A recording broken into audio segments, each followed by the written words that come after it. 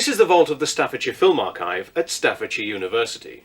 We have several thousand items featuring the whole of the county and further afield in the West Midlands. But it began as a collection of films featuring the 6 towns. And what you'll see now is the best collection the archive has, showing Longton.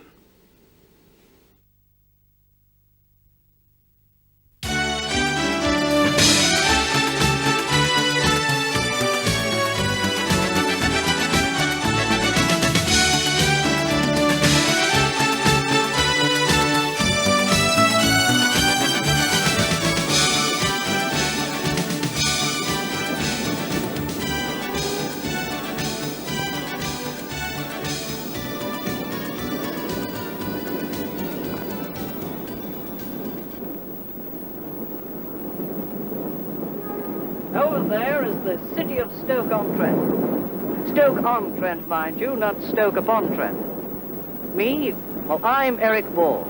And this year, this city of mine is celebrating its 50th anniversary. Of course, 50 years ago, you couldn't have seen the city from here. It was smothered in smoke. But then, 50 years ago, it wasn't a city at all. It was 6 separate towns. It sounds a little complicated, I know. It's complicated to many of us who live here. But more of that later. Come and take a closer look at our city.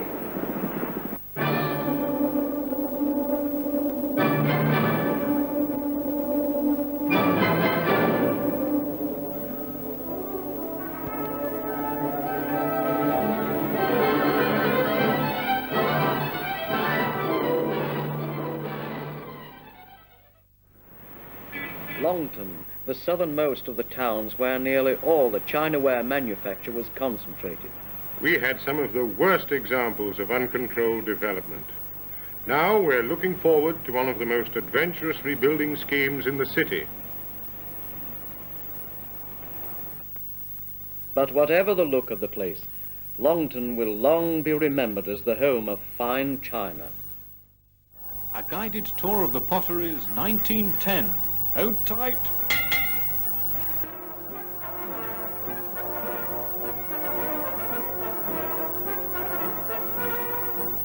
Longton, including Dresden, Florence and Normancourt, population 37,000, has pot banks, mines, brick and tile works, public baths, Queen's Theatre and the usual churches and chapels. They call it Neck End because it's the last place anyone would think of going to.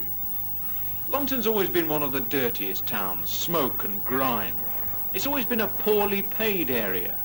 But it's here that people grew up in this atmosphere of never expecting too much and satisfied with what they got, lucky to be alive. But it's got a lovely park and enjoys the early morning sun. The countryside's very close. In 1910, Longton had the highest infant mortality rate in the land. With the coming of the Second World War at the end of the 30s, large areas of the public parks were turned over to the war effort, digging for victory. This film was made for the Stoke-on-Trent Lands Cultivation Committee and shows activity in many of the local allotments and the parks. In Queen's Park, Longton, 6 acres of land were ploughed up to grow vegetables, mostly potatoes.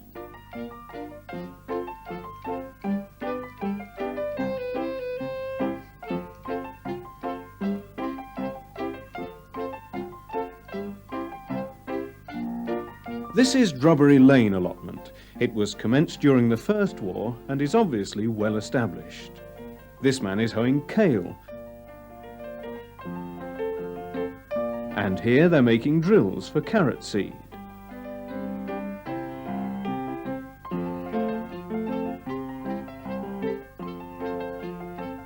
Now Gom's Mill allotment, taken over during the Second War.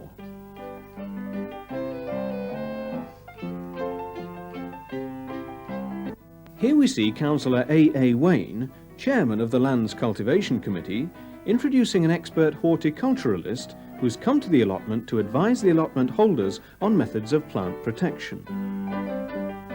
And the same lady is seen talking on the allotment at Chaplin Road in Longton.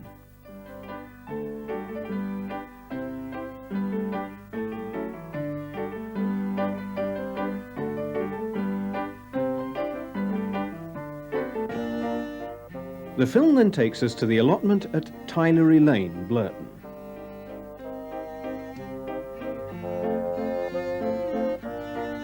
We're shown this one-legged gentleman preparing a potato trench and then manuring it. Obviously, if he can dig for victory with his disability, no viewer of the film could possibly think it too strenuous.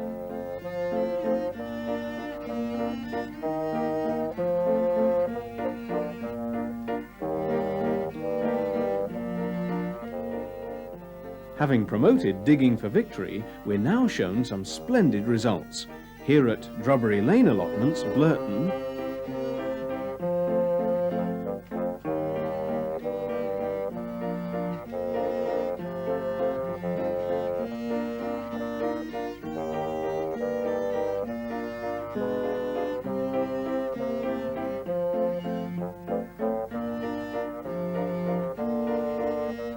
and then at Stanya's allotments in Dresden, where they'd held a competition.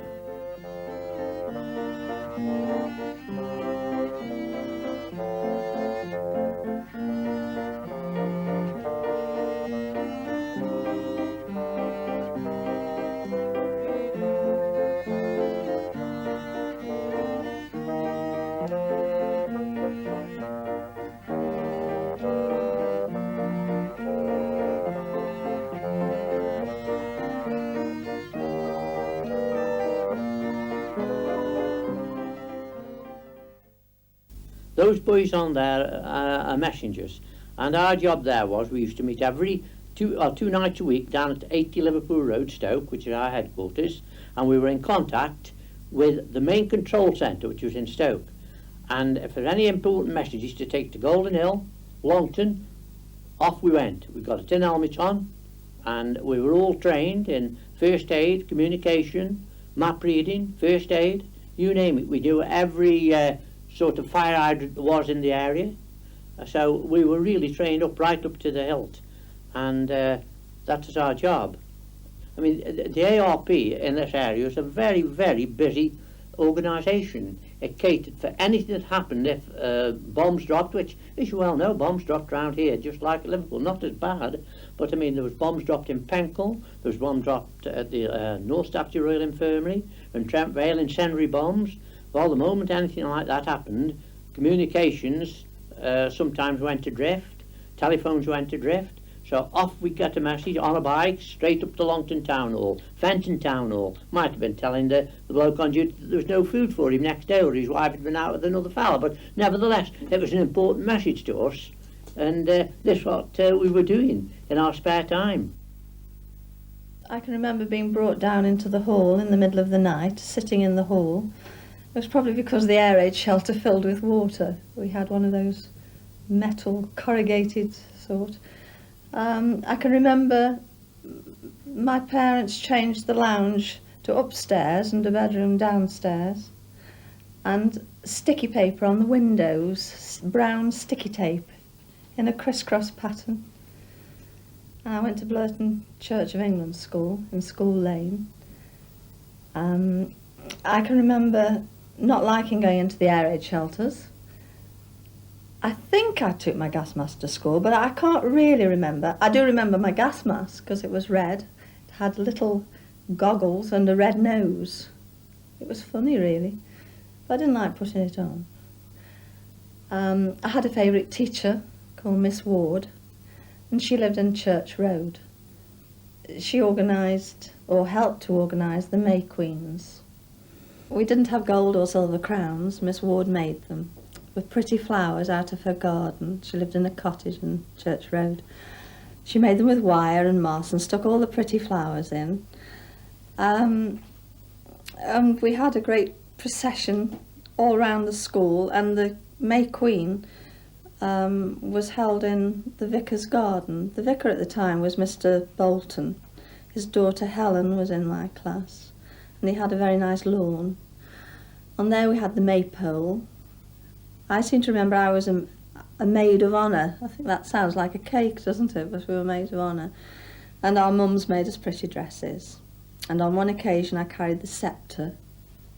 And do you want me to tell you what I said? Yes, well, I said, "Here is your sceptre, Rita. May your subjects all be loyal and true." I don't know why I remember that. I haven't had many acting parts in my life. And we would dance. Our teachers made us hoops. They wrapped hoops with crepe paper and pretty flowers on the top, and we danced in our long dresses with the hoops. My father's first job was at Normacote Station, Longton Station, Blythebridge Station, and ultimately he was in Stoke booking office and parcel office for a long time. But the station master at the time, who was named Briggs, apparently recommended him for a new position called a representative. And the idea was that they went round to all the clubs and organisations and tried to get parties to go places by train. And he did this right up to the war. When the war commenced, all that sort of thing finished. It was, "Is your journey really necessary?" The first film I can remember really is Longton Park, being put on the swings. I think my mum pushed me on the swings while he took photographs. That was in Technicolor. My recollection of the park is beautiful days, sunny days, when this area, Dresden, was a residential area. It was controlled by, people lived in it, headmasters, professional men, manufacturers, a surgeon from the hospitals, and their sons and daughters used to come in here and all the finery, you know, blazers, straw beamers, flannels, and the ladies in all the flowered skirt, the flowered dresses. And they'd walk around here. And when it was a beautiful day like this, you could go into the cafe and get a cup of tea or an ice cream for the kids or a sandwich or a drink and sit in there, and it was nice and cool. And then there was a promenade. From the bottom there, you could walk from there, from that area there, right the way over to the bottom gate to the bottom lake. And everybody could walk along the top and they could view the whole of the park from that area.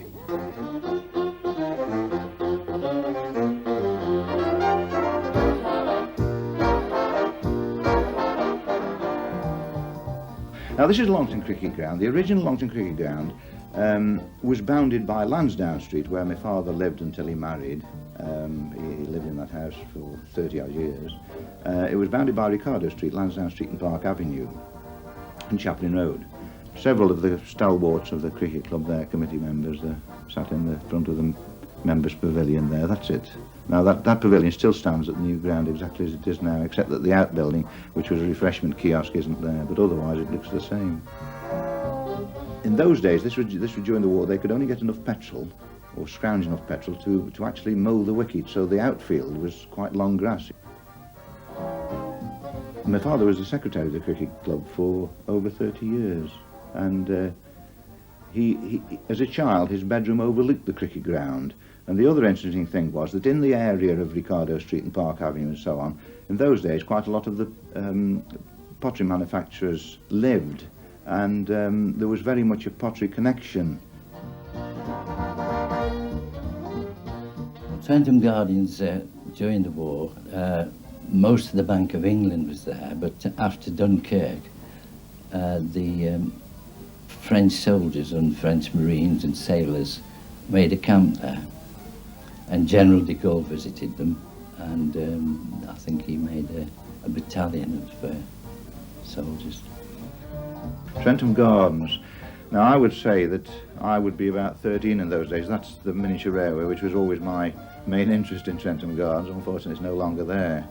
And the biggest engine was Dunrobin, which was 6-coupled one. The other two were 4-coupled. The man that drove it was named Goldstone. And he lived opposite the gardens. He was the sort of engineer and driver.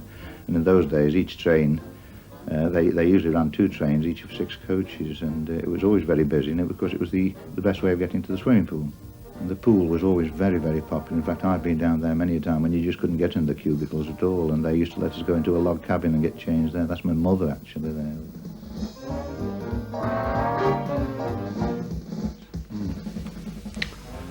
Yes, we start off by the Stoke station. A little bit more crowded than what it is nowadays. One of the trip engines working towards Etruria. Tender first, passing Stoke North Box. The sidings on the right are the station sidings. Approaching now is the Leek goods from Cockshott to Leek. Making plenty of smoke as he goes along. Passing the sheds at Stoke.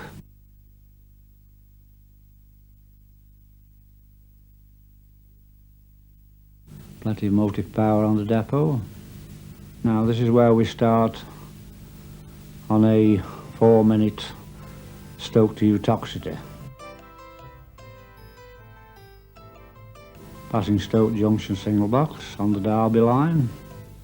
Approaching Carter's Crossing. Approaching Fenton now, Fenton Station. Fenton Station next is Glebe Colliery signal box. After that we're approaching Longton. Foley Crossing. Eventually through Longton Station. Slow but sure.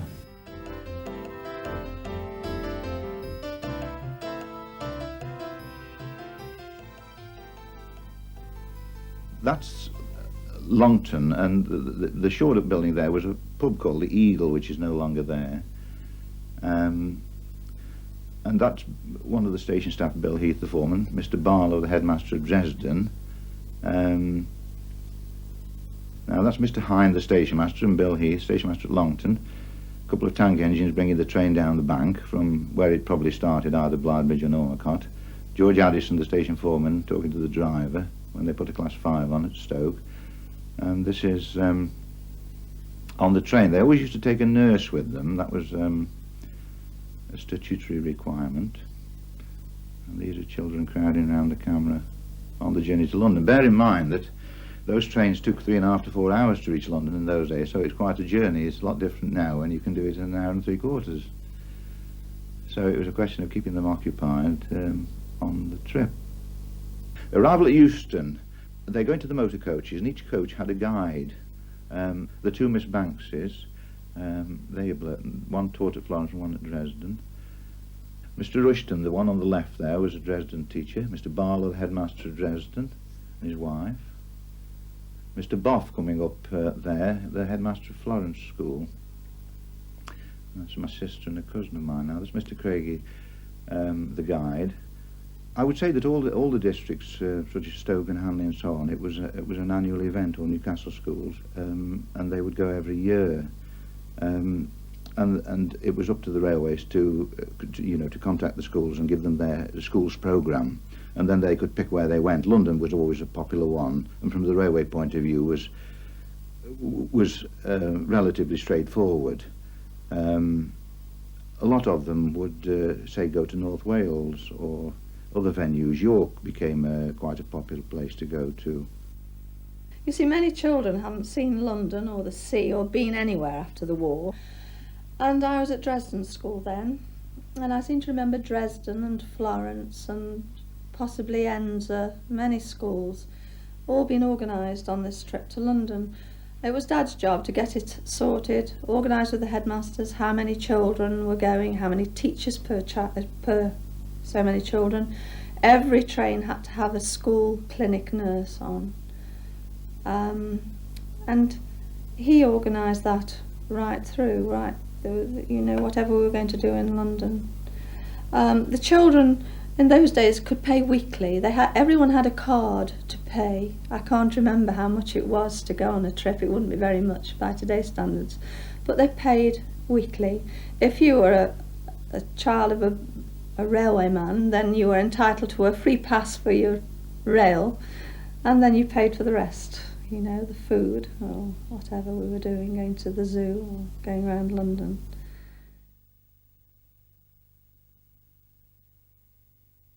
Driver Frank Seabridge. Bridgewood sidings.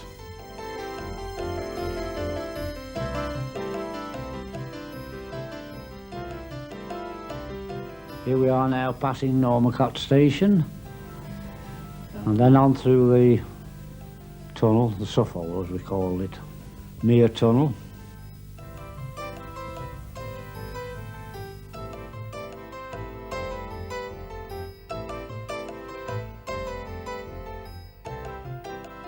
Mere Station.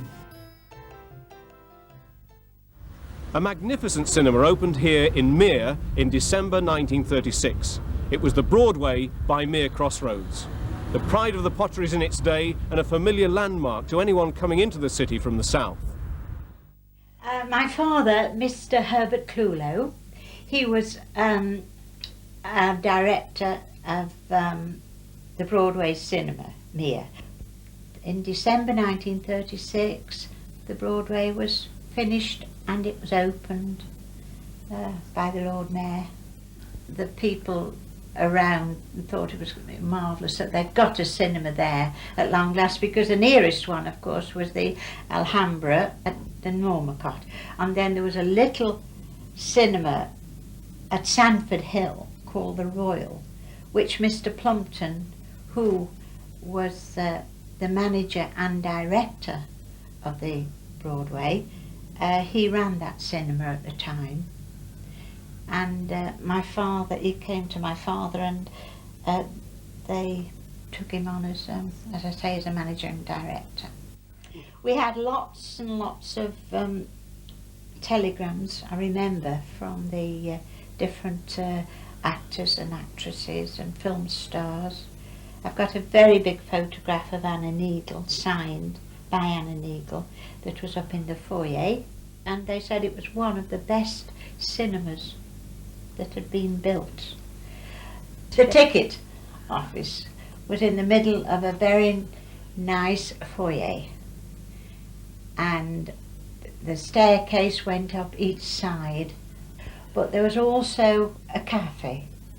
They turned it into a lounge eventually, but it was quite welcome as a cafe at the time.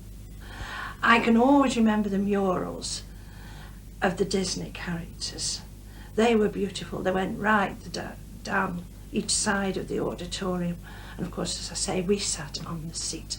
Behind us, if we stayed till the evening, of course, all the courting couples would come in and want the double seats, which, if ever you said to anyone you'd been to the Broadway, oh yes, they've got double seats there, because I don't think there were double seats anywhere else in the potteries. Entrance to the Broadway particularly came round the roundabout, which is non-existent now, and there was the Broadway, beautiful rounded steps, and to me it looked like marble. It was like a palace, really. It was nice when the picture was on for 3 nights, but after that it got quite boring. If we had a picture for the whole week, reckoning it up, it would be about 26 times. And I used to hate cowboys, and I used to fall sick when it was cowboy. And I always asked, what's going to be on. When I worked at the Alhambra, and it was lunchtime, we used to have it in turns, and Arthur might used to say, you go for your lunch now. And we used to go on a winding staircase all lying, and I always used to have to go up there when Boris Karloff was on. And it used to frighten me to death, and I wouldn't have anything to eat. So I used to go sit into the checkbox. And when you're sitting behind the film, I don't know if any of these gentlemen know, you can see the picture right through. Yes. And I watched the picture on the other side, and this one was really frightening, and I thought, I've got to go home in the dark.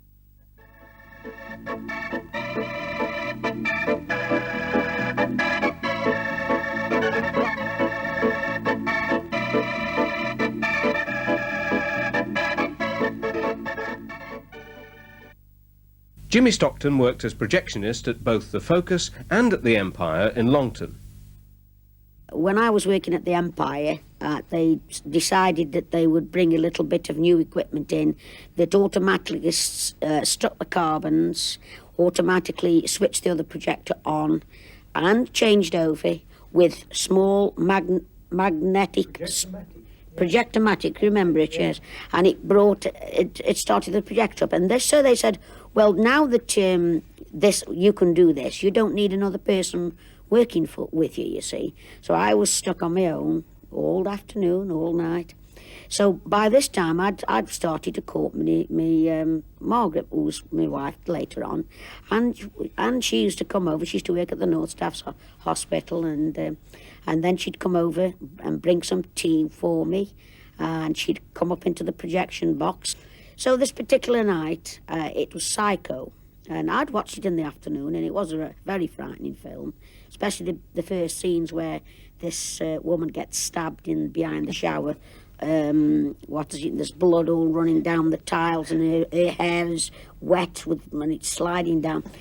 So got it going and I said to Margaret, right now, will you be all right for about 25 minutes while I nip across the Union and have my usual half pint of shandy? And she said, yes, I'll be all right now. And she used to do it quite regular. So I went in and I ordered my drink, and I was just about to pick the drink up and have a sup out of it, and the door banged open, and she was crazed. Look in her face. The door's banged open, and she stood there and she says, I can't stop in there any longer.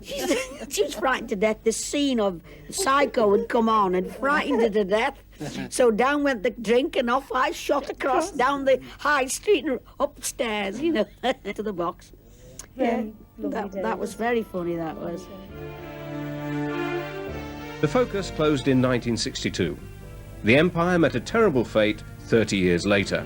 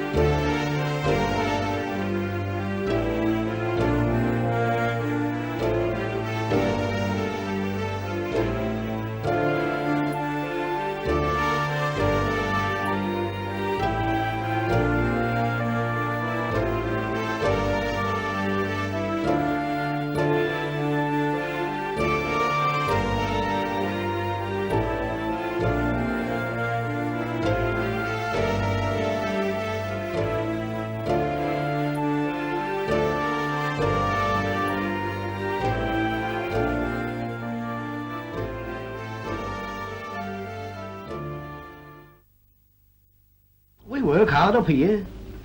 The stuff's going into or coming out of the ovens all the time, all the year round. You might say the fires never go out in the Five Towns. Day and night they're burning. Ovens stuck to the top with clay that's changing to china or earthenware in the fire. Cups and saucers, flowers, dishes, teapots, tiles, basins, vases.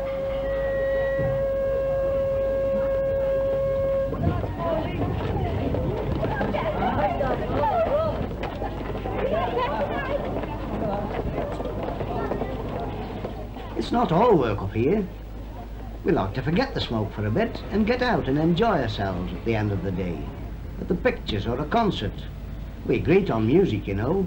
Almost likely it'll be a dance. Gladys! Ada! Where are you? I'm here, getting ready. Getting ready? Whatever for? Dance at Town Hall. Don't say you've forgotten. Oh, Lord. I'd better get ready. It's just like Tom. He'd forget his own wedding, I think. By the way, when are you two getting married? I don't know yet, Ada, but Tom wants it to be soon. Do you think you like living in the Potteries? Oh, yes, I'm sure I shall. Of course, you'll find it a bit strange after London, I dare say.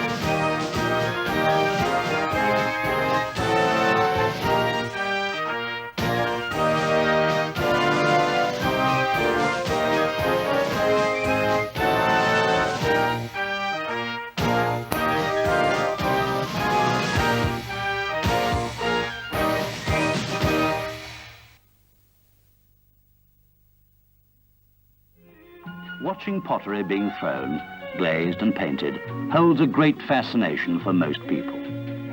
The potterers in Britain are used to this, and most will arrange to show visitors round their works with justifiable pride. The pottery industry embraces not only fine china and earthenware, but also bricks, sanitary ware, pipes, and ceramic tiles. For over 200 years, the potters have carried out this craft in the Stoke-on-Trent area. And although the process is essentially the same as it ever was, the factories have now been modernized, and the familiar bottle kilns have disappeared, or nearly have. Fortunately, a few enthusiasts have got together to save one of the last remaining pot banks for posterity. The Staffordshire Pottery Industry Preservation Trust have acquired the Gladstone pottery and have already started to reconstruct it as it was in the 19th century. There you will see craftsmen and craftswomen at work, throwing pottery, firing, glazing, and decorating china and earthenware. From early summer 1974, visitors will be welcome at the museum, which will show the story of British pottery from the earliest times to the present day. You can see the history of lithography and brickmaking, as well as examples of Victorian tiles and sanitary ware. Although some £250,000 has already been provided from companies within the industry, both large and small, to meet the initial costs, more is needed to develop the scope of the project. To be able to contrast new potting methods with the old in a living museum is surely of paramount importance to the student of pottery and of great interest to the tourists whom we hope to welcome to Stoke-on-Trent in their thousands. They will be able to linger for a while at Gladstone in the atmosphere of the 19th century and then later visit a modern factory run by one of the supporters of our trust. The contrast will be thought-provoking.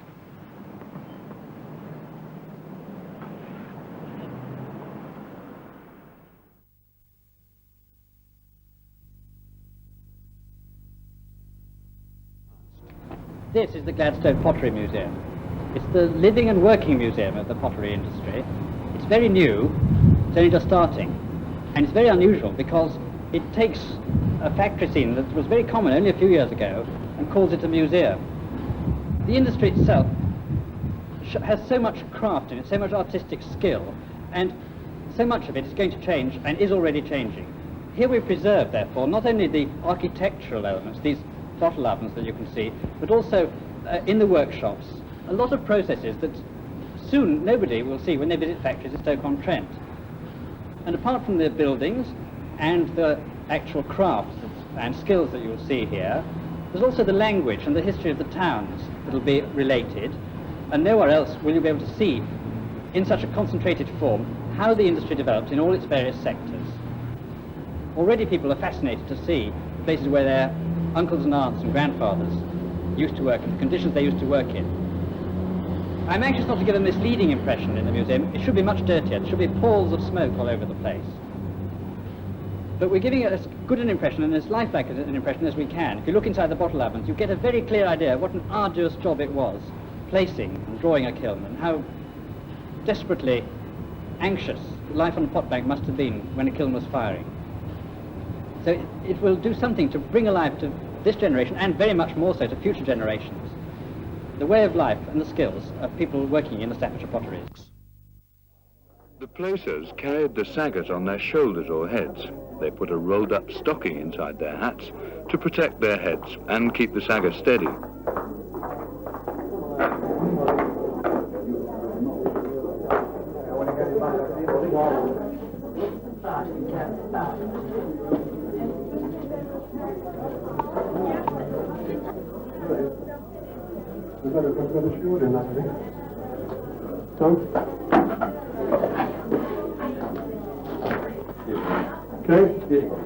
Well, lift up heavy. You want to lift up heavy to me, Les?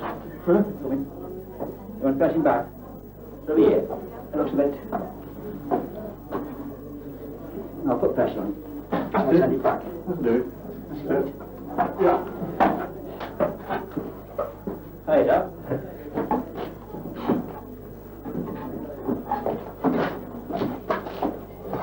Stop.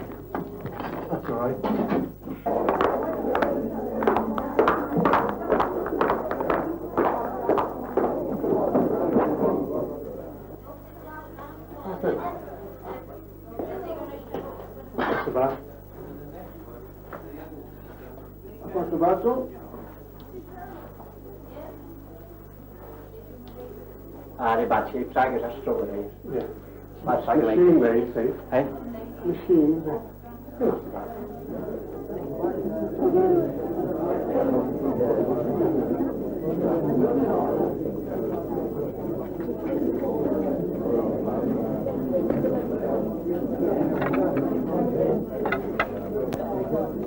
We got 2, 3, 4, 5, 9. We'll put 9 saggers. So we get 9 saggers ready. get 9 and finish it off.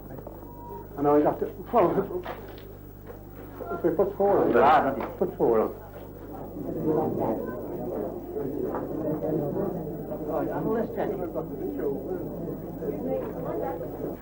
Put a bit of clay good on it. Don't look in.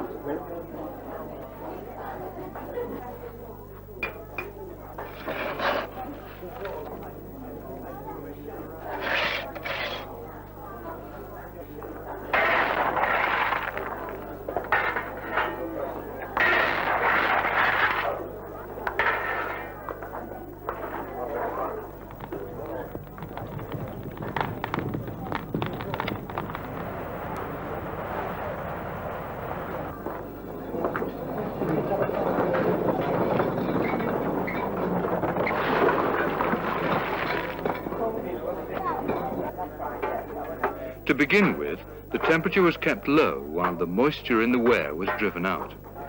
Then baiting increased until in about 48 hours, a maximum temperature of between 1,000 and 1,250 degrees centigrade was reached.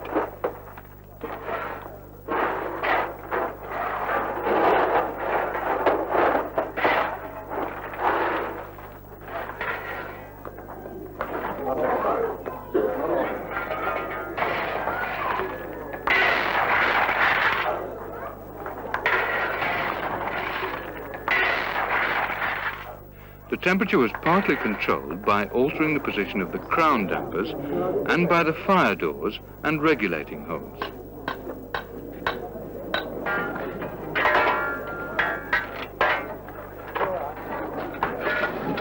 Dampers down.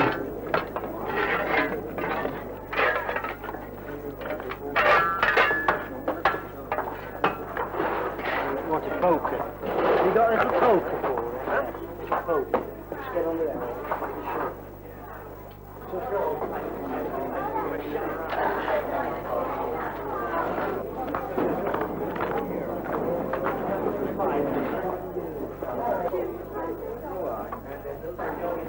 Trial rings were taken from the different quarters of the oven towards the end of the firing.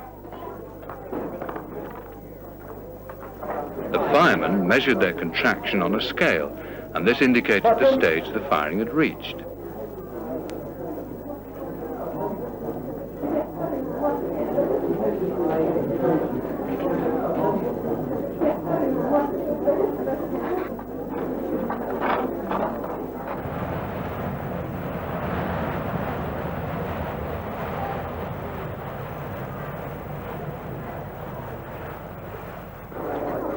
At the end of the firing, the dampers were adjusted, the fire doors opened, and the fires allowed to go out.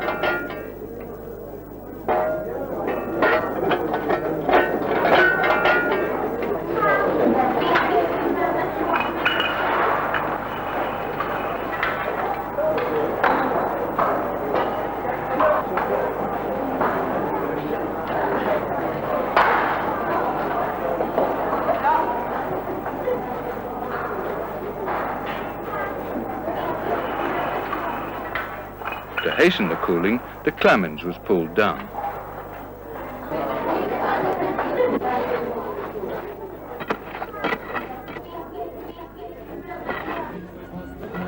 From Pipers came the red ware, from Longton Hall the blue, the tortoiseshell from Fenton Low. The Malkys and the Adamses, the Wildens and the Woods, the Lindlers and the Warburtons, the Turners and the Tops. The towns were made of pot banks, the pot banks made the towns, the wares are known the world around. Is that jubilation? Hip, hip, hooray! Sing all your cares away. Let's all make this a day to remember, and how we'll have a celebration.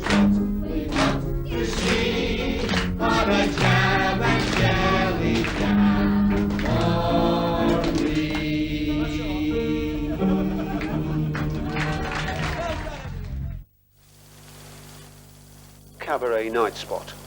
The pessimists scoffed. No big-name entertainment personality ever came to Stoke-on-Trent. Never mind Neck End, they said. They were wrong. The night spot opened and the top stars came.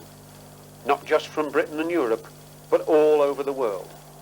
But this week, after 8 years of the best in entertainment, the people of Neck End were dealt a savage blow. Are the victim of the recession. But for the last 4 years, January has been a special month in Jolly's calendar. For during 1 week, over 10,000 people have packed in here. They ate 1.5 tons of chips, 800 12-inch sausages, and swilled it all down with 32,000 pints of beer. And they were joined by millions more on BBC TV for the Embassy World Darts Championship. Take him on like himself. One dart could give him the World Championship double 16.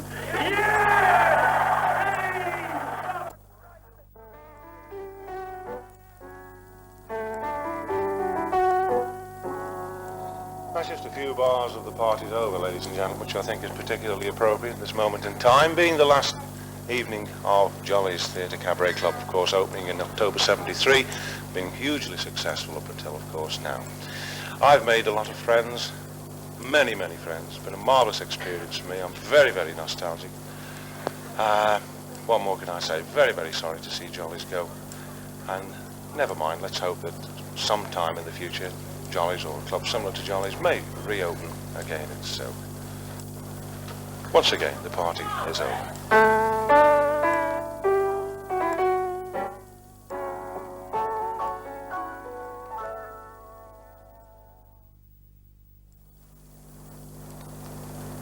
Hi. Just got a little time to really tell you about what I've been doing for the last 8 years.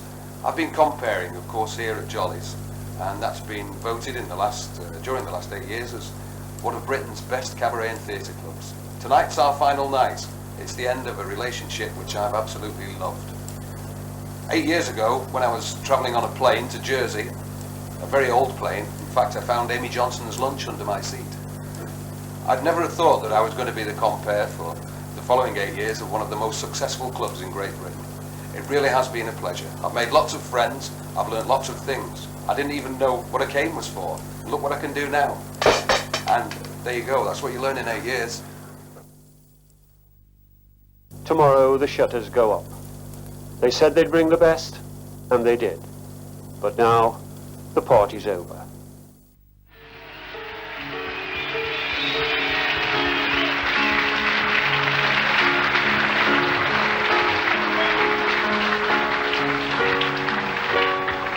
Donna, if you don't mind, would you sing a song for us so we can get everybody sort of... We've tried to, over the last 8 years, I knew this would be difficult for me to say, but over the last 8 years, we've tried to spread a little bit of love and nice feel. If everyone can join hands, and Donna's going to sing a song, we'd like you to join in with that particular song. It's called We'll Meet Again. Join hands, everyone, and sing the song along with us, if you would.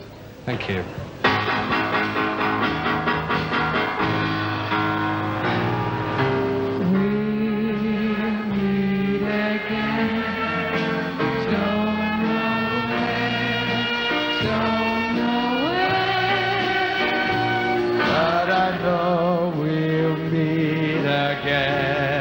Some sunny day.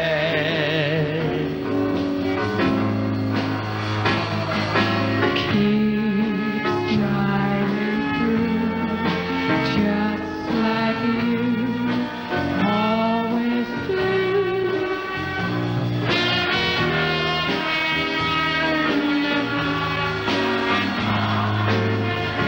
Far, far away. And won't you please say hello to the folks that I know? Tell them I won't be long. Bit louder, bit louder. And join hands as well. Give it a last chance. Join hands. Come on, then. Here we go. Everybody.